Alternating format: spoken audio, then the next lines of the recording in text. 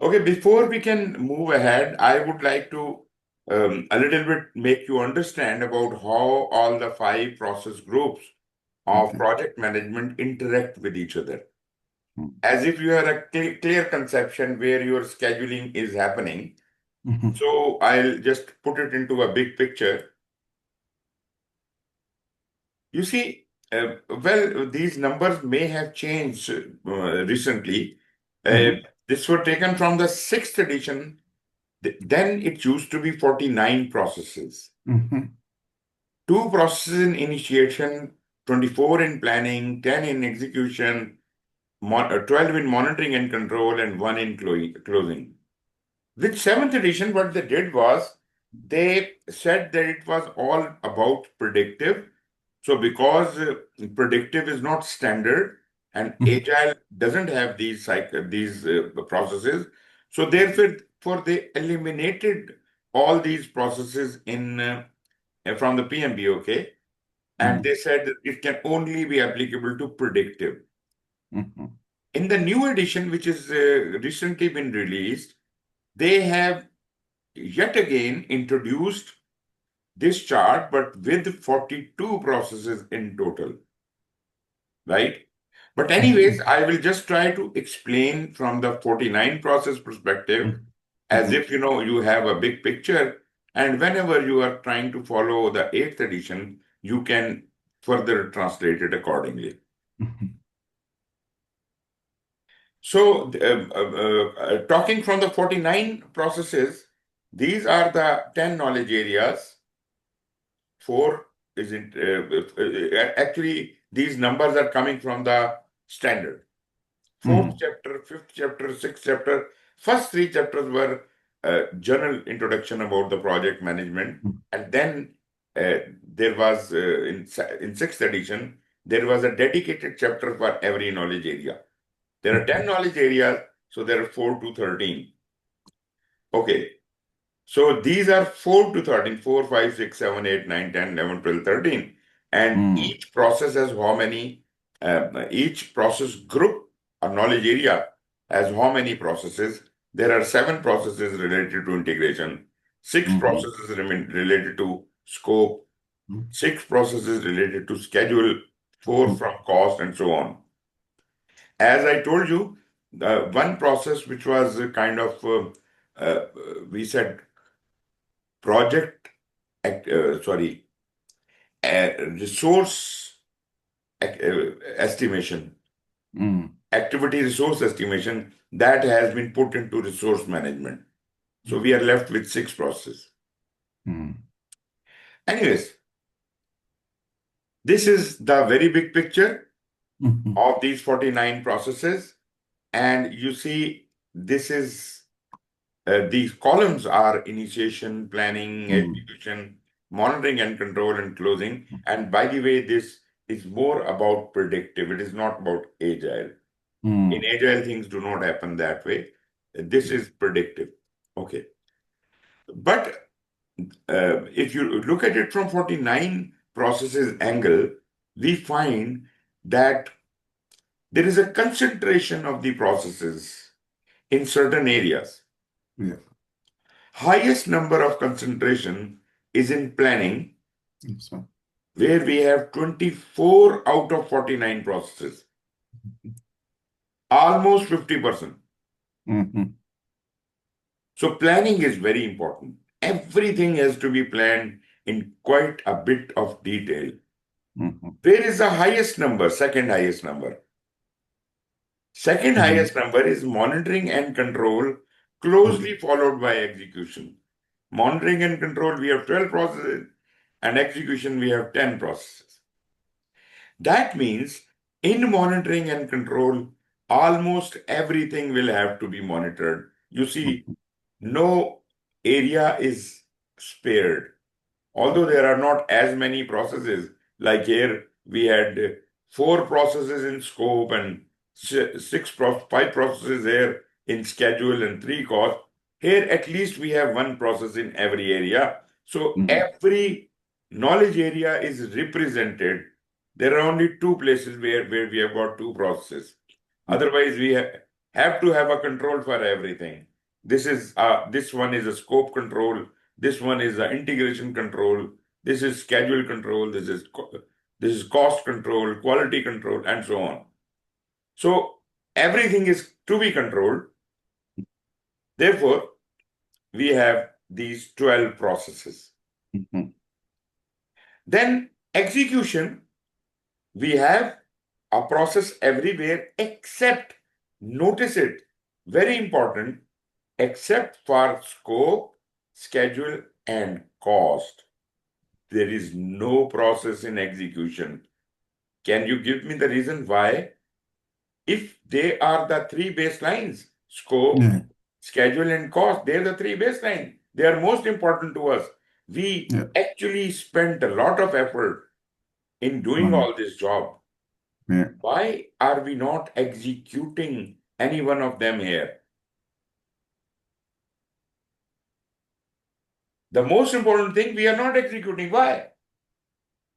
Um, we we just follow the plan. It's just like the baseline, how am I gonna say this? The target, and then all the other processes execute, and then we measure. Where are Uh, where are those baselines? We created the baselines. yeah, scope. Where are those baselines? Why are we not executing them? Oh, uh, the baseline is just like the target against which we measure the Mhm. progress. Now, that is for the monitoring and control. In execution, who will Yeah, ensure that the work is being done exactly according to the baselines, the team, the project manager. right? And there is no process visible here. Yeah, Can you yes. indicate which process is responsible for doing that? Uh, Look at the execution column. There is manage nothing. work, Yeah. Which one? directly manage the project work. Exactly. Yeah, Because when the baselines were created, I yes, told you that those baselines cannot be implemented independently. They have to work together. yes, And sir. therefore, integration has taken up the responsibility Yeah, when they were added into the project management plan. yeah, Integration has taken up the responsibility yeah. that I will direct and manage all work related to scope, time, and cost in combination. Mm-hmm. That's why we don't have any process for scope execution, schedule execution, or cost execution because that is being done here. Direct and manage project work. Mm-hmm. In addition to that, we have got Mm-hmm. an other process, which is whatever we are learning from our experience during execution, we are Mm-hmm. recording that knowledge. Manage project knowledge. Yeah. Ultimately, this will be submitted to the organization. Mm-hmm. Okay, these three areas are not addressed because they are Mm-hmm. already here. Rest everything, we have to do something. Like Mm-hmm. quality, we have to manage quality, meaning when the Mm-hmm. project is happening, we have to do the quality assurance. Mm-hmm. When the work would have been done, we do the quality control. Quality control is about the product.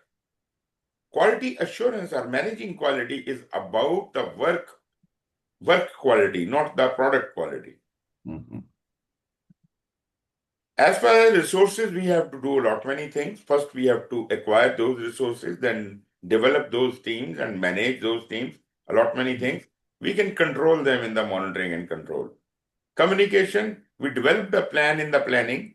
Here we have to manage the communication because communication is going to happen during the execution. We have to manage it and we have to keep a tab on it, monitor this communication during the monitoring and control. As far as risks are concerned, well, in planning, we have to be very deliberate. First of all, we develop a risk management plan, then we identify each risk, then we perform qualitative analysis, then quantitative analysis, then we develop the risk responses. Ultimately, during the execution, we actually are responsible for implementing those risk responses we had developed. And in monitoring and control, we are going to monitor those risks. Procurement plan created, conduct of the procurements and control of the procurements, stakeholder engagement, plan developed. First of all, we identify the stakeholder initiation. That is something unique because this is the second area which has anything in initiation. First was development of charter, which is an integration process. Last is identify a stakeholder. Stakeholder identification starts immediately after the charter has been received. We even don't have a stakeholder engagement plan by that time, but when we start planning, we develop the stakeholder engagement plan, then we manage that plan during execution and monitor and control that in the monitor and control. So you see, this is all the distribution. If you want to see how many processes in integration, there are 7, how many processes in scope, there are 6, and so on. And if you want to see how many processes in the process group, in initiation, we have got 2. In planning, we have got 24. Execution 10. Monitoring and control 12. And closing only 1 process. Just be familiar with this chart. Although there are no questions going to be there according to this chart, but basically this puts it all together. So you will have a fair idea what we are doing. So practically speaking, our concern is only in this area, right? This is what we are interested in. But naturally, we may have to refer to scope. We may have to refer to cost. Sometimes we may have relationship with risk and other things also. But naturally, what our area of concern is only scheduling. So that's it.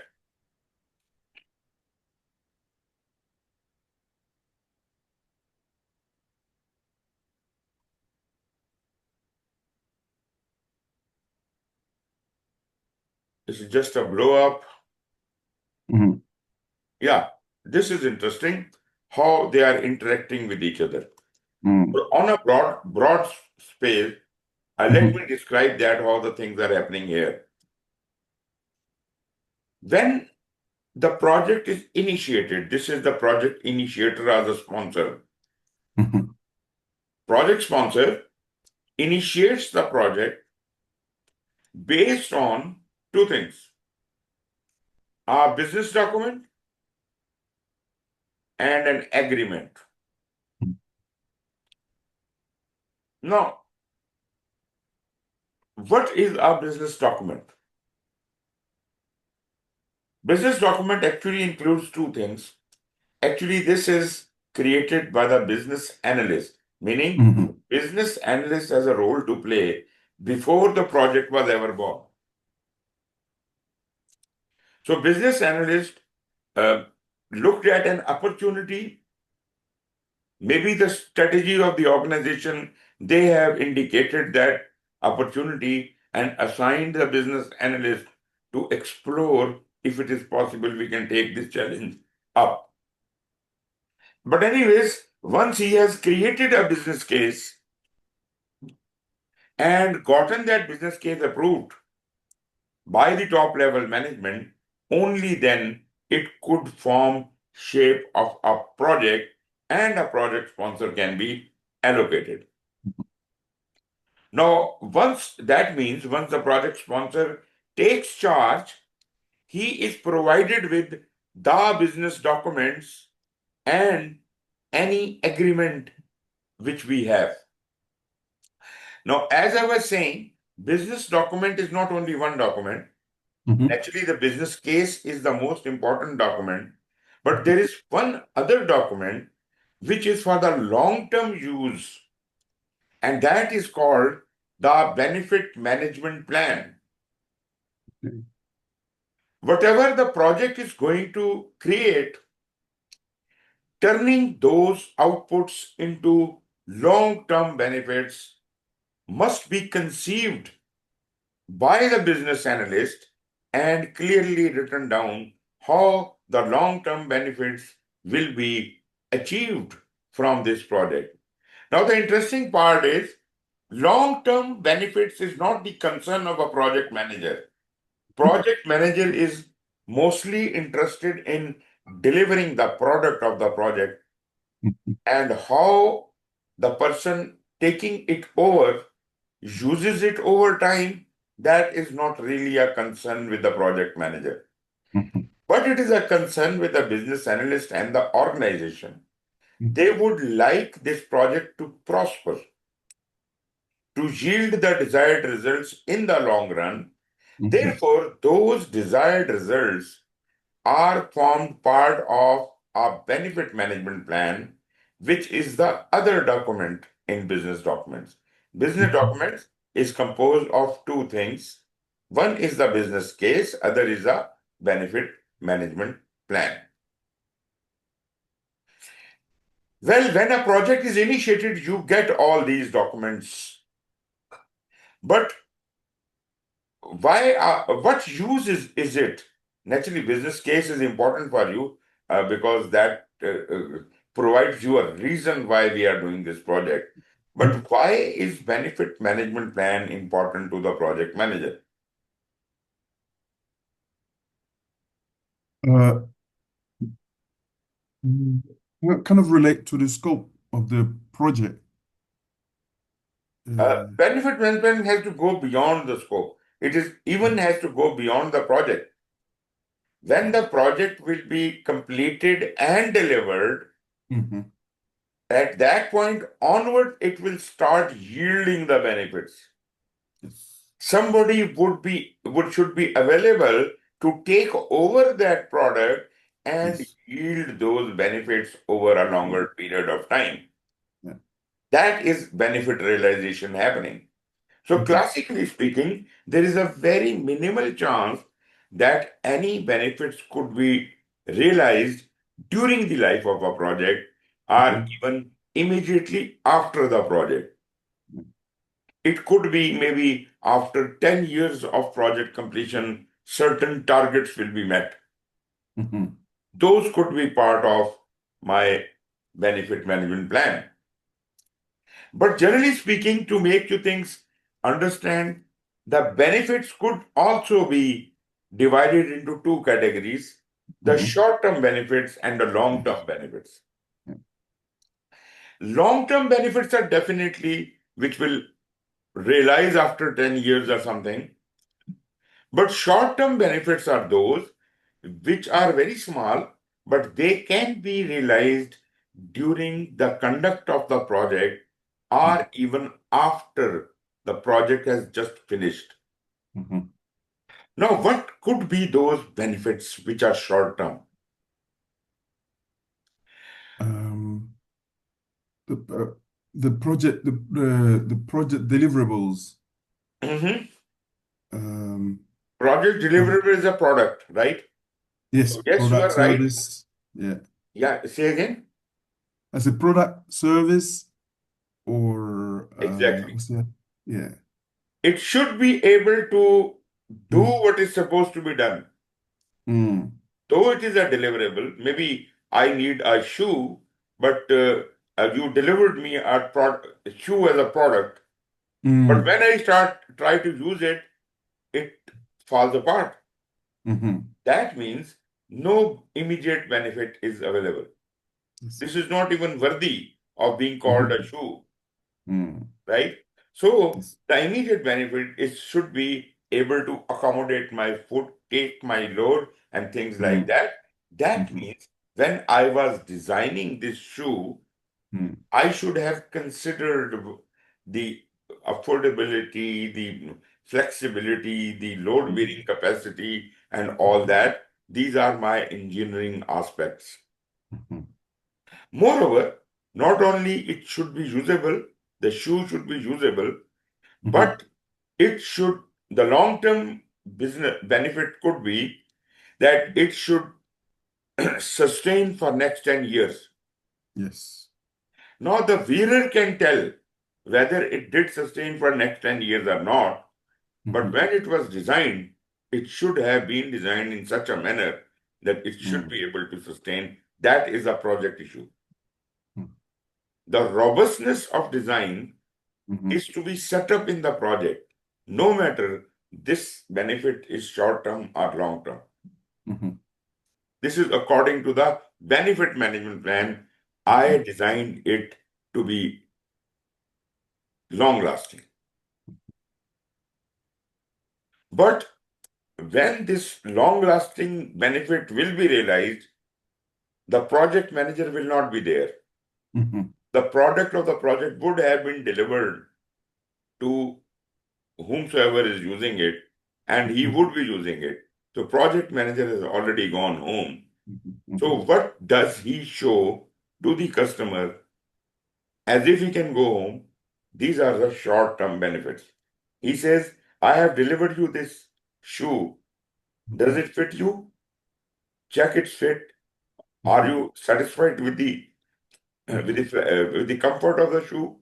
Things like that. These are the short-term benefits, Yes, sir. which could even be developed into a criteria of acceptance. Mhm. But the long-term benefit, naturally, project manager is not going to be there to observe Mhm. that, but he should have created item in such an accuracy that it would survive and sustain for next 10 years. I hope that makes sense. Yeah, it does, sir. Thank you so much. Mhm. Once the project sponsor has given or issued the charter, Mhm. project manager, the very first thing, he is the receiver of the charter, right? Yes. That job of developing the charter is not of the project manager, it is the job of the project sponsor. Mhm. Yes, receiving that charter is the job project manager is doing. So when the project is charter is being developed, Mhm. project manager has no leading role. He could be assisting the project sponsor in the Mhm. development of charter, but by no means he can call himself an author of the project charter Mhm. because he is assistant, he is not a issuer of the charter. Mhm. So- So project charter is never developed by the project manager himself. You will find this confusion everywhere. Many people think that project manager is the author of project charter, which Mhm. I vehemently defy and deny. Mhm. It is wrong statement. It Mhm. cannot be. How can you write your own report? Yes, sir. You can't. So basically, project manager is a facilitator. He Mhm. receives the charter and then he starts planning ahead. Mhm. As soon as project manager has received his orders, what should be the first thing he should be doing? I identify the stakeholders. Exactly. Mhm. That is the main task. Mhm. Generally, people think of starting their planning. No, even Mhm. before the planning, you Mhm. must understand the charter and understand the key players in the project. Mhm. Go talk to them, identify more of them, as many of them as possible. That is what is to be done during the charter, during the Mhm. initiation process. Yeah. So, two things are done. Number one, charter is developed. Number two, we are identifying the stakeholders. These are the only two things needed to be done during initiation. There is no other need. When we start the planning, all other things will get activated. Mhm. Now, planning, if you remember from the Mhm. earlier chart, is the most busiest of the areas with almost 50% of processes out of 49, Mhm. 24 were part of the planning. And especially if you observed, maximum number of processes were in scope, time, and Mhm. cost. You see, 4 in cost, 5 in schedule, and Mhm. 3 in cost. Mhm. 4 plus 5, 9 plus 3, 12 processes out of 49 are Yes, just sir. in scope, time, and cost. Mhm.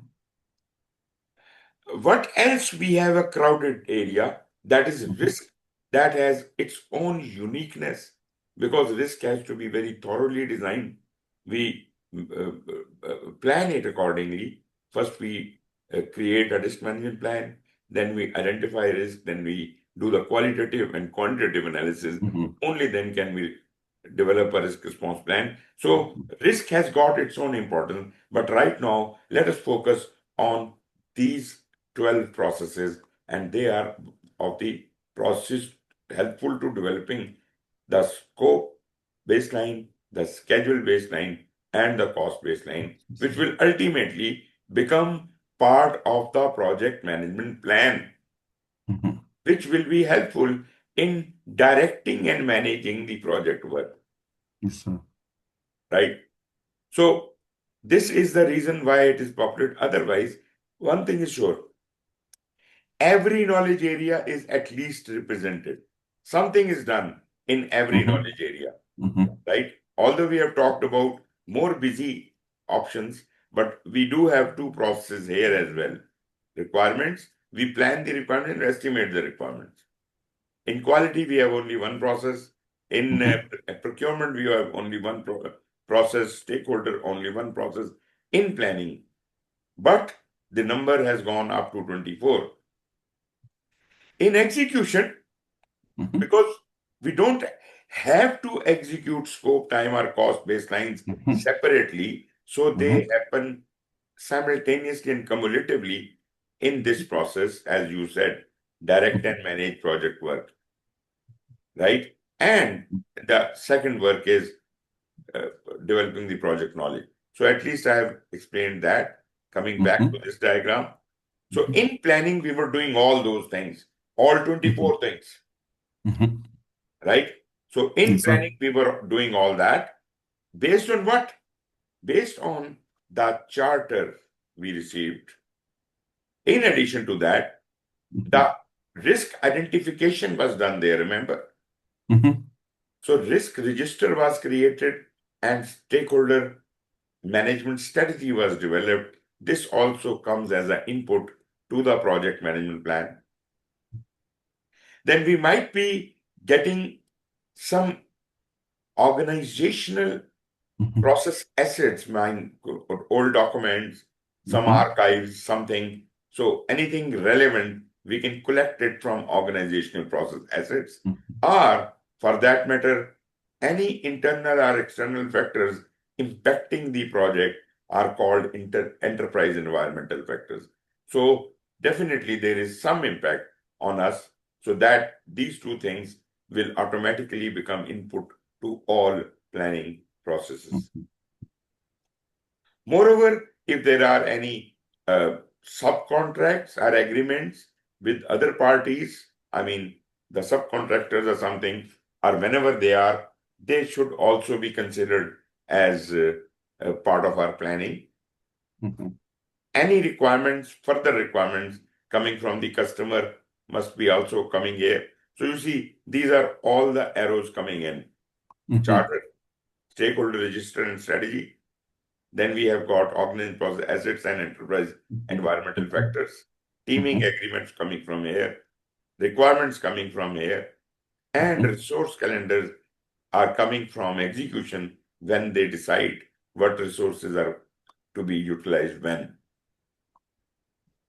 Based on that, we develop all those 24 processes, and ultimately, what do we get? We get a project management plan and we get the project document, right?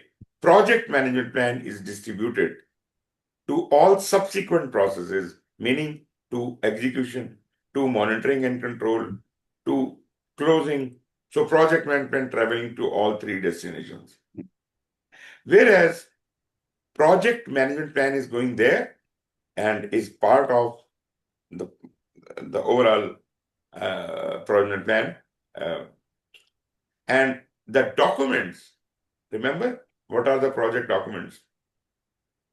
What all we developed during the planning, charts, diagrams, things like that.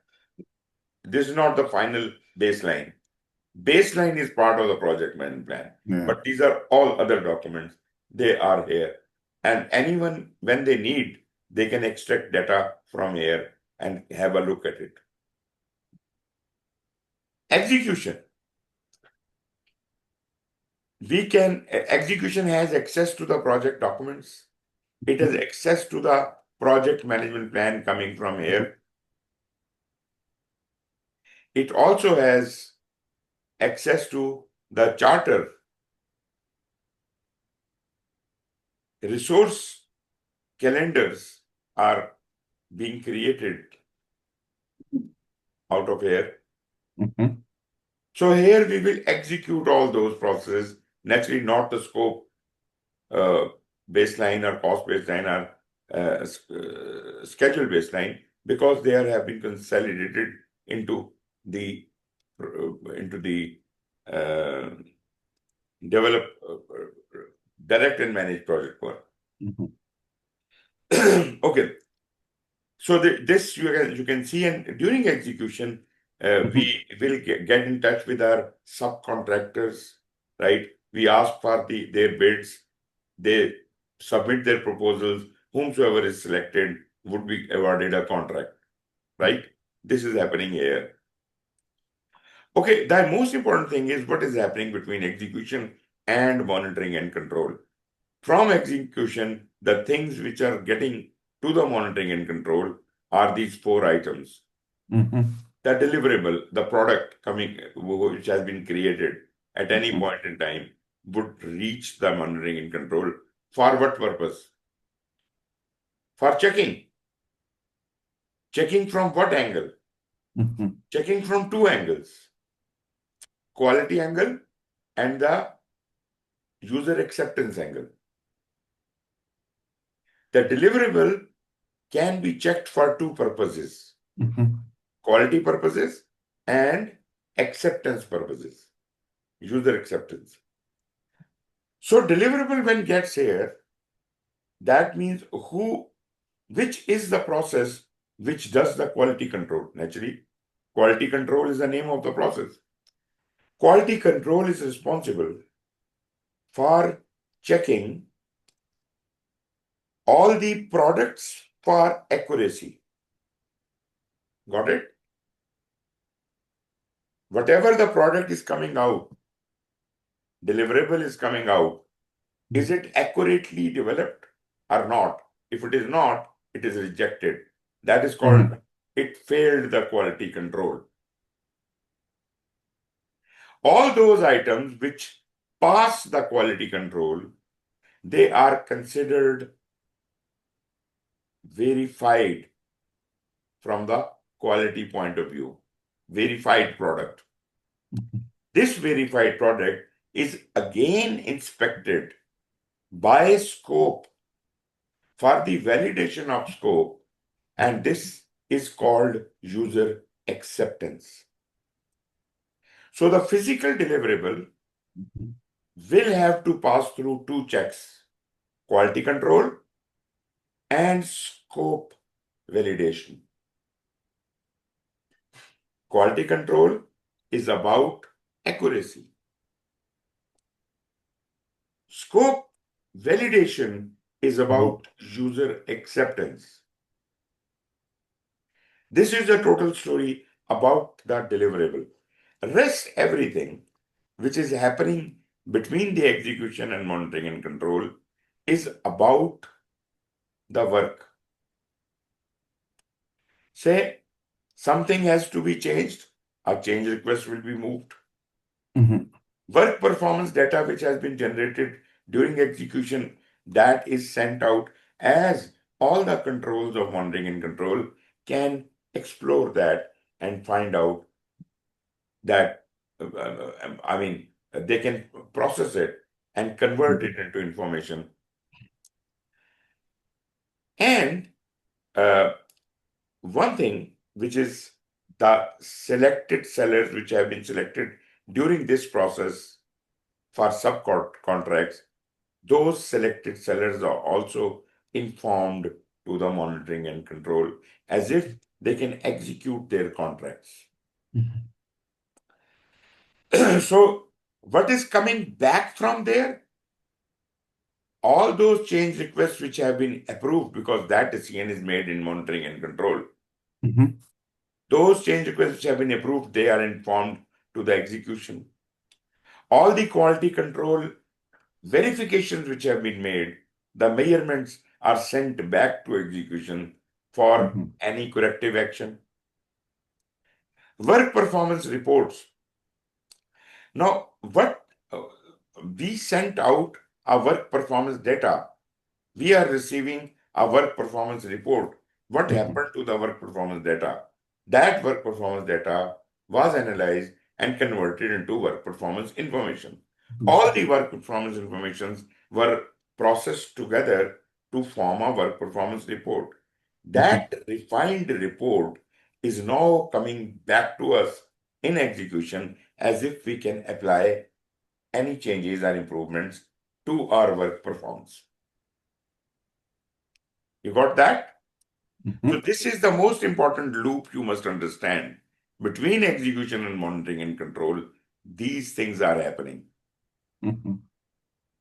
And it will keep happening until all the work is done. And when all the work is done, that is where we move to closing process, Okay. right? So, monitoring and control moves to closing process, and closing process ultimately submits all the lessons learned to Mm. this place, to the organization. So, generally, do you have a real picture? Although I said we are more interested in schedule, but the big Mhm. picture must be really very clear to you. Mhm. So, generally, in initiation, these are the two processes. Remember, Yeah. integration is always going to be, is definitely going to be in every process group, because integration is the commander. Integration is the responsibility of the project manager, and he has to perform this responsibility in every process group. So, you see, integration is the only knowledge area which has mandatorily to be available in every process group. Mhm. And that is the boss of all other areas. Mhm. So if it is initiation, this is the big boss, integration management, Mhm. responsible for developing the charter, and a subordinate process in initiation is from stakeholder management, and that is to identify the stakeholders. Mm. This was quite simple, but in planning, we had integration process at the heart and everything else communicating with it. This is integration. Yeah. This is scope management processes.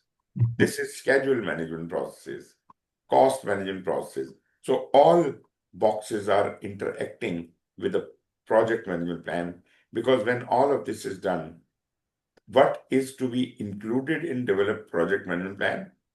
It will receive all the management plans and all the baselines. That's it.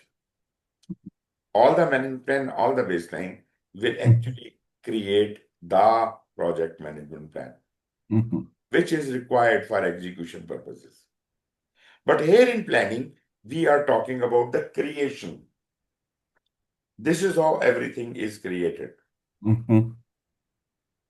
This was planning. This is still planning. This is execution.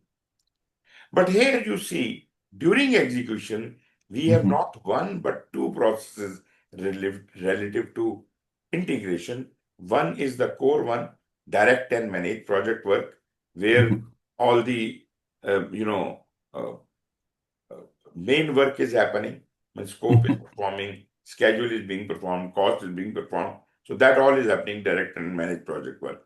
But a subsidiary integration process is also managing project knowledge. It creates a knowledge base of whatever the lessons are being learned. And ultimately, at the end of the project, they are all submitted to the organization. But for the time being, uh, the responsibility of managing project knowledge during execution is with integration. Scope, time, and cost do not exist here because direct and managed project work is taking care of them. All other areas are here. We have got quality, where managed quality assures the quality. Resource management, where actual resources are required, teams are developed and they are managed during the execution. Communication management plan, which has already been created, we manage that communication management plan. Risk management plan, which has gone through a quite elaborate identification,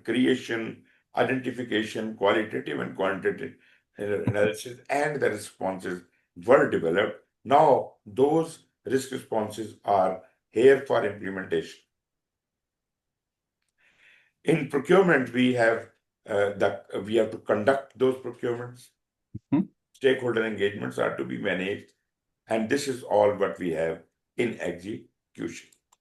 In monitoring and control, a very similar diagram, but more keenly, it is more important because, again, at the heart of it, there are two processes. Integration has two processes. Monitor and control project work is responsible for getting the work performance data to the relevant controls, collecting from the relevant controls the work performance information, and compiling it into work performance report as if it can be sent back to execution or for other monitoring and control purposes. Other process is equally important, that is perform integrated change control. This process happens at the heart of it. This is the engine of change control. So perform integrated change control will initiate any new change requests. The whole process of initiating change request and bringing change to the existing plan, unfreezing the baseline and recreating the baseline, this is under his responsibility. And naturally, it could amend any one of the plans, and therefore they are all linked with it. In scope, we have got two processes. Validate scope is to deal with the deliverable acceptance criteria. Scope control is for the work of the scope. This is to deal with the baseline of the scope. This is to deal with the baseline of the schedule. This is to deal with the baseline of the cost. Then quality control is going to happen here. Resources are to be controlled here. Communications monitored. Risks monitored. Some things are called controls, some are called monitors. Where we have to just keep an eye on something, we say monitor. Communication is to be monitored. Risks are to be monitored. But these things are to be controlled. Then control procurements, monitor stakeholder engagement. So you have to be very careful in using these terms. Monitor, where we just have to keep an eye. Control, where the control is in our hand. Last but not the least is close project R phase, right? When everything has been done and handed over. So that is the time when we physically hand over the product to the customer. The important thing is, after a project is closed, there is nothing left behind. No accounts, no outstanding contracts, no team members, nothing. It should completely not exist after this moment onwards. Any leftovers must be handed over to either the organization or thrown away or sold away, but I don't know what. But Nothing is to be left behind to maintain. It cannot, because funding has closed, project has been, completed. Now there cannot be anything outstanding. Project information, I have already told you. Project data is converted into information. Information is further joined to become the performance report. And this performance report could be helpful for execution purposes. This is the process of change. Whenever you feel during the project execution or controlling the process, you will create some data. When you execute something, you create some data. Once that data gets processed through various controls, it becomes information. That information, when joined together by overall project control, is called work performance report. These work performance reports can either directly go through the project change control if they qualify for that, and if they qualify for that, they will coming out a change request, or it could be there could be a change which has no value for scope, time, and cost.